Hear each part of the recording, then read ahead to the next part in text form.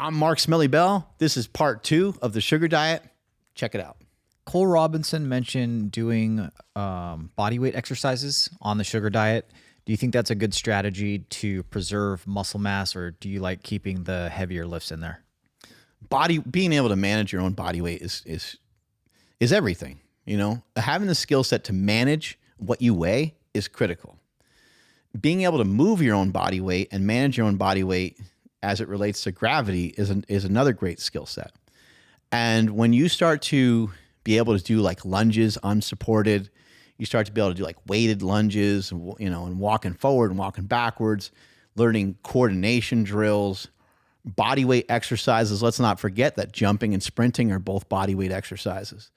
And even to load the body weight exercises, Cole a lot of times is talking to people that are obese, and people that are obese need to, well, they don't need to, but it's a good idea for them to literally just do body weight exercise. There's really not a lot of reasons for somebody that hasn't mastered their own body weight to start to add load to it. So not a great idea, you know, for someone, it's the reason why it's not a great idea for someone that's 400 pounds to like go for a jog. Like you need to work on being able to manage your body weight a little bit better. You need to work on potentially not just losing weight, but get yourself acclimated to moving your own body through space. And once you do that, then you can kind of graduate to more complex movements. But body weight exercises are amazing. I've been doing a bunch of them. Actually, I did a workout yesterday where I did like 6 or 7 rounds of this. I went on the rower, supposed to be I did a 10 calorie burn on the rower, which took me about a minute. I am so inefficient at rowing. It's pathetic. So I need to work on that. And in between that, I did a squat onto a bench holding a sandbag that was like 100 pounds. So that was kind of like a body weight exercise. I did 12 of those. And then I did 8 push-ups. And then I did 4 pull-ups. I just kept doing that, rotating it around and around and around and around. I was doing a little bit more reps on the push-ups because it was kind of easy for me, but that was like a little Metcon that I did, and it felt awesome. So body weight exercises are absolutely incredible. They don't take so much from you. They don't require a lot of recovery, and you can do them all the time. You know, one of the guys I lift with, he was like, "Oh, you were doing push-ups and pull-ups yesterday." He's like, "Aren't you, you know, like, don't you need to recover?" I'm like, "From push-ups and pull-ups? No.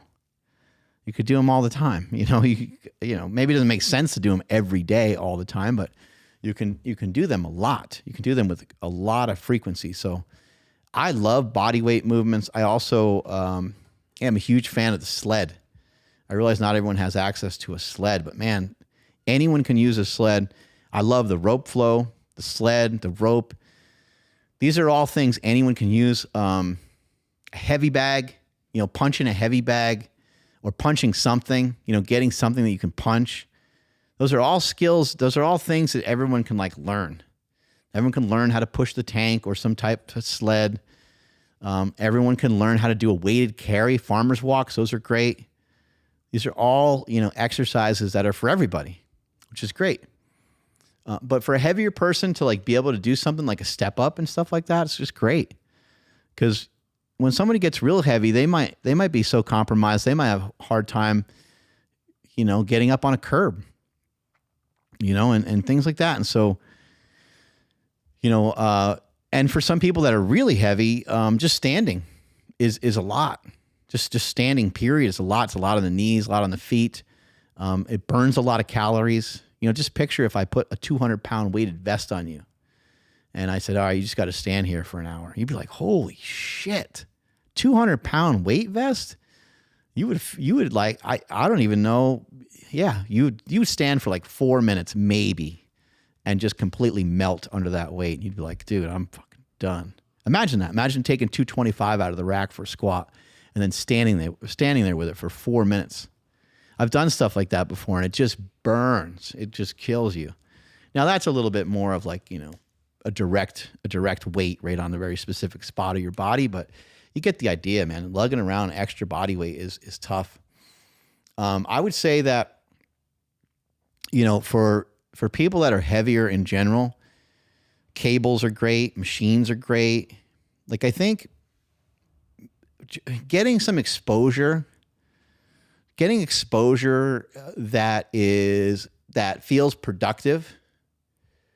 So like a heavier person, you're like, hey man, you should go and they go on a walk, and you're encouraging these walks and stuff, and then it just wears out their feet. It's like, that sucks. It's not encouraging. Then they're like trying to get different shoes and like all this stuff, and they think that they have to walk. It's like, well, you don't have to walk, but it can be really helpful, since walking normally is not something that takes a lot of like recovery or thought. You just like put shoes on and you just go.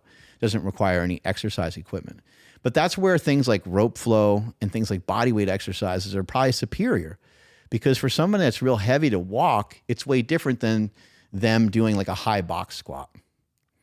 For them to do a high box squat is going to be way easier. It also is going to have better translation into the real world. Then they can maybe do a staggered stance box squat. You can maybe have them punch in a bag. Like, there's all these different things that you can get. There's all these different things you can do as a heavy person, or if you're trying to help someone who's heavy, that are just going to, and the machines, that's why I'm saying the machines are dope. Machines at the gym, overhead shoulder press, chest press, row, leg extension, leg curl. All these things where your body weight is supported are money. They are money for people that are big. Sometimes somebody might be so big, they may not be able to fit into some of these machines. And so there's that to consider as well. And if that's a consideration, then you would just use cables, which everyone can, like, quote unquote, fit into and anybody can use. So those are some of my recommendations. And just recommendation in general is like, yeah, get in tune with those bodyweight exercises. Even if you're fit, like, it'd be great if you could, be so fit at like lunges that you can lunge for hundreds and hundreds of yards if you wanted to. Can you explain the typical foods that you're eating on the sugar diet? I'm eating a wide variety of fruit. My favorite fruits are blueberries, raspberries, blackberries. I like strawberries, okay, but I don't like the thing of like taking the little top part off and that shit. So I usually get like frozen strawberries, pineapples, mangoes, really just, again, a wide variety of fruit. I haven't gone the Cole Robinson route of getting those like peaches. Remind me of like, when I was like in high school or something, they had them like or when I was in school and they had them like in the cafeteria, the peaches that are in like syrup. But that actually seems like a great option, to sit in some high fructose corn syrup. Like, can I get an amen for those? Like those are dope. And again, fructose is something that we're not afraid of. We want to load up on it. It's going to be probably next to impossible for you to develop a fatty liver disease. But again, if you're doing a mixed diet, then you got to be careful. So if you're somebody that is, following this plan, but then you're falling off and you're eating a lot of fat, that could be problematic. But yeah, those are the main fruit sources. Any sort of melon. I like watermelons. I like cantaloupe. And yeah, that concludes. Oh, and then the fruit, I mentioned Bare, B-A-R-E. Those are the freeze-dried fruits that I like. I'll also have sorbet, which is basically just like a fruit ice cream thing. Just make sure everything you're getting just doesn't have any fat in it. And then I like vegetables. I buy a product called Cleveland Kitchen Pickles. They have like a hot one. They have like what is that one called? They have a kimchi one that I really like. Kimchi pickles from Cleveland Kitchen. Those are amazing. So that's kind of like I guess cucumber is kind of like a fruit actually. But whatever the hell, it's a little bit more like it seems like it's almost more like it seems like it's a little bit more like a vegetable. But that's pretty much it in terms of the fruits, I guess. And then veggies, I'll eat raw carrots. I'll eat celery. I've been getting, pre-made salads from Nugget and from Trader Joe's. I have been And those are just like mixed greens. I like arugula a lot. I'll actually sometimes while I'm cooking, like more recently, I'll just like eat a bunch of arugula just while I'm like kind of waiting for my food to cook. Because I'm like, I might as well just get this in, and I don't really care if it has dressing on it, but I might put balsamic vinegar on it. Vegetables. I'll eat any type of vegetables. I'm having vegetable stir-fry type stuff, as well as fajita vegetables. I like onions. I don't really particularly eat spinach, but I might. I bought some canned beets, or not canned, but yeah, jarred beets, and they're called fat beets, and those are pretty good. I eat potatoes. I particularly love like yellow potatoes or golden potatoes. I don't necessarily love a white potato, but I'll eat those. Japanese sweet potato is the king. Those are the best. All of my starches, they're all heated and cooled every time. Heated and cooled every time. I guess maybe something might be an occasion where I don't have time to do that, because the heated and cooled process is supposed to be like 12 or 16 hours. Like it's not something you can just, it got hot, I cooked it and then it cooled down. No, it doesn't work that way. But it turns into a resistant starch, so you're dealing with half the amount of carbohydrate in there, which is still good even on this diet, because those prebiotic fibers are important for the gut microbiome and just important in your digestion and stuff as well. Prebiotic fibers are just great for us, so get them in where you can. That's a great way to get them in. Heated and cooled, any of the starches, your rice. I even think the same thing happens with bread. People are starting to put bread in their freezer, freezing it, and then, take it out, thaw it, and then use it whatever way you normally use it. But the heated and cooled is supposed to bring the percentage of overall calories down quite a bit.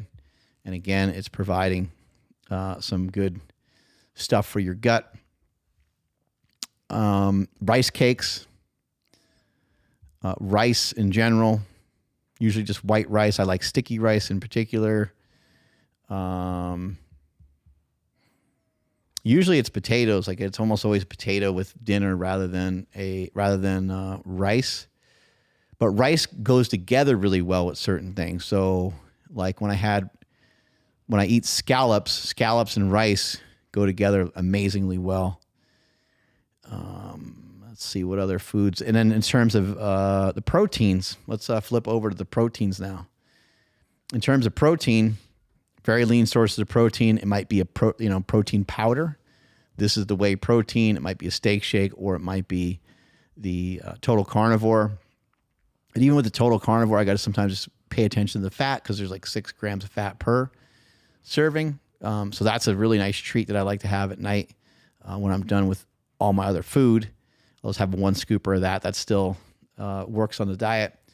But the other protein sources that I have that are really lean: scallops, shrimp, certified Piedmontese meat. Certified Piedmontese meats, by the way, the cows, they are bred. They're not genetically modified. They are bred to be a little different, to be a little leaner, or quite a bit leaner rather. The tri-tip from Piedmontese beef is a good chunk of tri-tip. Grass-fed, grass-finished, regenerative agriculture, absolutely incredible, and great flavor, great tenderness, and it's leaner. Not all their steaks, but this one I'm talking about in particular, the tri-tip, it's leaner than a chicken breast. 2 grams of fat per serving. I think a chicken breast sometimes has like 2 or 3, so they're close to whatever the case is. So very lean sources of meat. Occasionally I'll have 93.7 lean ground beef or turkey, but I'm trying to go even leaner on that. So I'll mix 99% turkey with 93.7 certified Piedmontese beef. The lean turkey is absolutely incredible. 99% lean ground turkey. And this is where things get to be amazing. Like, if I was eating 99% lean ground turkey completely by itself, like that would be kind of rough. Actually, that would be pretty rough. But if I have vegetables mixed with it and I can throw some sauce on there, or like I'm a little bit more of a seasoning guy than I am a sauce guy. Being a sauce guy, I think automatically means you're a fat guy, by the way. Sorry for the insult, but I think it's true. Been my experience. I think that pretty much rounds out my food. I might eat cod. I do have some salmon that's from a company called Wild Planet, and it's just a can of pink salmon. And that's something that I'm like thinking about eating a little bit more often, just because there's only like 4 grams of fat in there, but loaded with EPA and DHA, which are things that, you know, can be really helpful and useful for us. That's all the food, man. That's it. That's what I eat. Oh, I forgot about honey. Eat large amounts of honey. I actually use straight up sugar as well. I'll dump sugar on stuff. And again, protein grams, 100 grams of protein a day that I count from the meat, but there's a little bit of extra protein coming in from the steak shake, so that puts me at like 130. And then also there's protein coming in from the vegetables and fruit, so that probably puts me closer to like 150. But I am thinking about even playing around with that protein amount a little bit and maybe lowering it just a little bit more, just to see if I can get even faster results. What about like the Oikos triple zero? Are you still doing that? And then like any of the cottage cheese? Yeah, I ditched almost all dairy. My wife made something yesterday that had a little bit of cottage cheese in it. She made something that had a little mozzarella in it, and I did eat some of that. I also, I'm not completely against having some, yogurt and having some cottage cheese in there. I think in this diet, like if you are hungry and you're trying to still make a good decision, I don't think you can go wrong with a very lean source of protein. So even if it's a dairy product, even if it's the low fat yogurts and stuff, this all has to be related to your weight loss though. So like, are you able to lose weight? If for some reason you're stuck, then you might want to nitpick, and you might want to, because if you're stuck and you're not following the diet to a T, then that would be the first place I would look, because this diet doesn't have any dairy in it. And so that would be, I would look there. I would say, okay, well, the diet doesn't actually, Cole Robinson and myself, we're not actually promoting that you eat some dairy. But if you're having some dairy and you're able to still lose weight, then that's fine. I will use some yogurt here and there because it just makes a smoothie so much better. Again, blending fruit, it just turns into like whatever, and my blender doesn't even want to blend it. But when there's yogurt in there, it tends to like help everything pull together a little bit. I think everything has to do with like dosing and how much you're consuming. So if you're just like slaughtering, yogurt and cottage cheese all day while you're trying to be on this diet, it might be difficult for you to actually follow some of the main principles of this diet. So if you're going to have some cottage cheese and yogurt, I say go for it. I say keep buying those things. It's probably great to have those things around, the calcium that's in them, the various types of protein that are in them. I know like the low fat yogurts, though, they do have, for those people that are into like the chemical side of things and like what's in your food and stuff, supposedly there's some things in there that aren't great for us that, that might not work well for some particular people. How about your energy, performance, mental clarity on the sugar diet? I feel incredible in terms of workouts. I feel like I'm able to lift more. I was actually picking up a sandbag the other day, and I did a little bit better with it than I have previously. And I was like, that's interesting. So lower back and stuff like that's getting a little stronger. And that's a result of also doing these movements. It's not necessarily just diet driven, but just doing these movements in general is a huge piece of the puzzle. Workouts are feeling good. I feel like my output is better than ever, and I'm excited to get back into running. And that's the other thing, is like I've been able to lose weight and manage my body weight without any running in there. I haven't run in it's been like 2 months pretty much since probably since the last time I ran, probably a month and a half maybe, or a month. But like with any real routine of like actually running.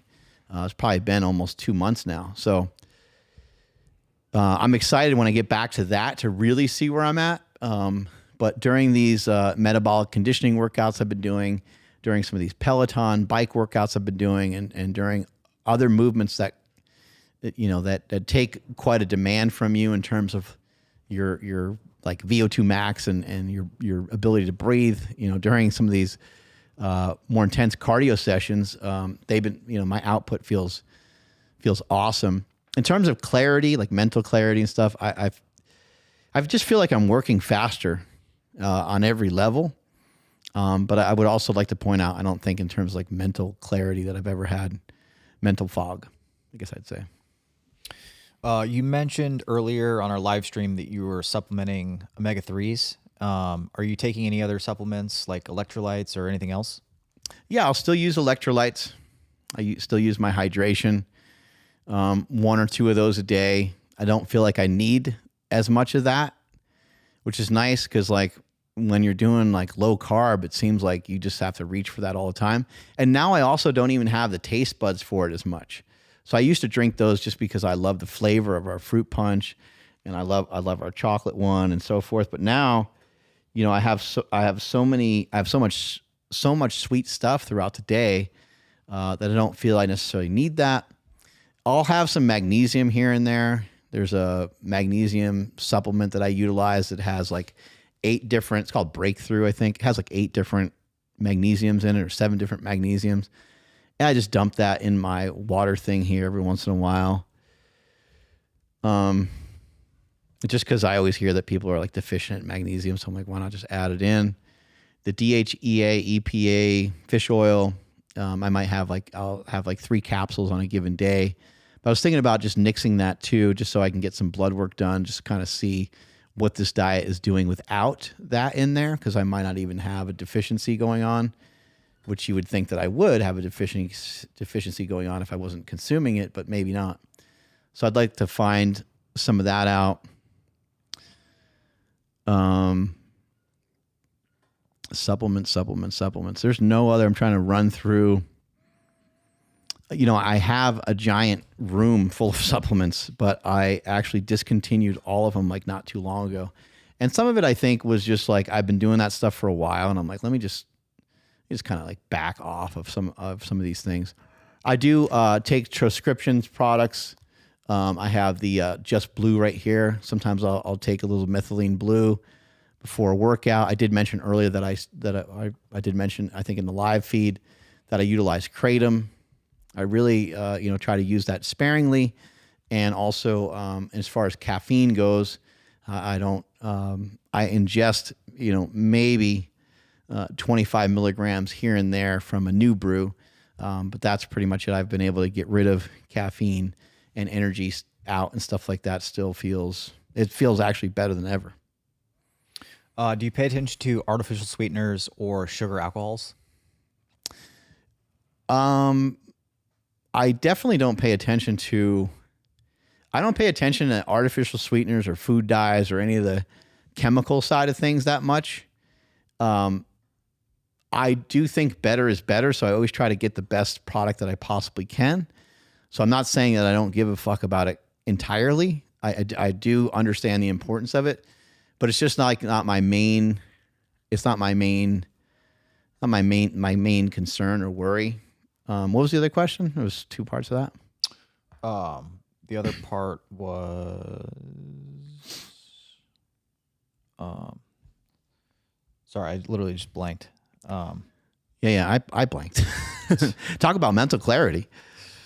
That's okay. Anyway, I always try to get like the best products. I don't wear. It was sugar alcohols. Sure, yeah. So I don't worry too much about artificial sweeteners and stuff like that. But sugar alcohols are something to probably be aware of and look at. But I do think allulose is pretty like natural. But too much allulose and erythritol and a lot of those things can really, wreak havoc on your stomach. Again, if you're searching for sweet stuff, which I'd imagine you would be if you're talking about sugar alcohol, this diet, you're consuming so much stuff that's sweet that you just don't have the same need for it. I'm eating things like, I forgot to mention earlier, figs. I love figs. I love dates. I like dates a lot. Those are all like, those foods have so much. Here's something interesting. Everything that's already made by nature is copied by man. So think of your favorite sweet candy, right? And then think about how that compares to honey. Or how does that compare to a date? Like a date or honey, a lot of times is or molasses or maple syrup. Like drink a little bit of maple syrup and then have that next to, whatever the sweet candy is that you like. The sweeteners that we have naturally in this world, made by the earth itself or made by God, wherever you want to say it's made from, these things that are already here, the artificial things that we're making are just reinterpretations of that. Because they're trying to make something to like match the flavor, like to match how powerful honey is. They're trying to figure out a way to match how sweet an orange is, or how sweet a berry is, or how sour a berry might be, or how sour lemon might be, or how sour lime might be, or how spicy a jalapeno pepper might be. Like nature has all the stuff. It has all the answers for us already. That's probably why it's so important to start there with eating, natural foods the best you possibly can, as much as you possibly can, and not diverting from that. Because what we have here on this earth is amazing. And all that we ever really try to do is we try to replicate it, but I don't think we do that good of a job. Sometimes we do a good job because we mix things together, but then we kind of bastardize stuff and adulterate stuff and make it, so hyper palatable that you get addicted to these foods and you get sick. So that's where we're doing the poor job. But honey is so sweet that like it's rare for someone to be drinking honey, right? You can't really, I'll take sometimes a little shot of honey here or there, or like a little spoonful of honey here or there before I go do something, but it's not so much of like, ooh, I love the flavor of this. It's like, oh, this is like a good little energy burst. And I do like the flavor, but usually you pour like a little bit of honey on something, right? You're trying to be like reasonable with it because it's so damn sweet. And so many of the other things that we have, the candies and the various things, they're all just things to try to like mimic the things that we already have in nature that are amazing. Do you think there's like two, obviously you're doing mostly simple carbs versus complex carbs. How much of your carb intake do you think should represent simple versus complex carbs? I would say that my complex carbohydrate is probably only like, it's only 100 grams of the, 800 grams that I might be eating in a day, 800 grams in a day.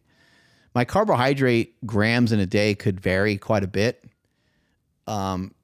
just due to like circumstances. Like today I made a smoothie, so I probably got a pretty good banger of sugar in the morning.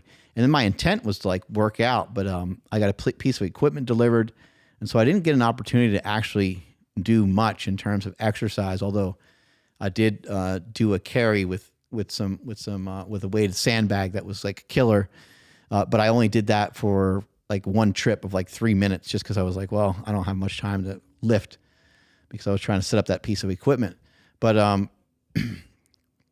yeah, I'm each day is going to vary like quite a bit in terms of the amount of carbohydrates, but in terms of how much carbohydrates come from starch, it's very low. And if you're after weight loss, just don't eat any starch at all. Just get rid of it completely. The more weight that you want to lose and the faster that you want to lose it, the more that you want to stick to pretty much just straight fructose. And that's where you get away from even fructose or even get away from fiber, is you just by doing like a juice fast. Just literally drinking juice, buy a thing of apple juice and go through one thing of apple juice every day, or orange juice, or whatever juice it is that you want to get. And interestingly enough, it's hard. Like if you were to look at a thing of apple juice and you looked at the serving size, the amount of calories that's in there, I mean, you could drink 2 of them and you would still only probably be at like 1,500 calories, which would, for most people, would be quite a bit under their caloric demand every day. But you would also be increasing your FGF21. You would be maximizing that. You'd be getting a nice bolus of insulin throughout the day from consuming that sugar, and you would be upregulating your metabolism via that sugar and triggering that and triggering some of those hormones.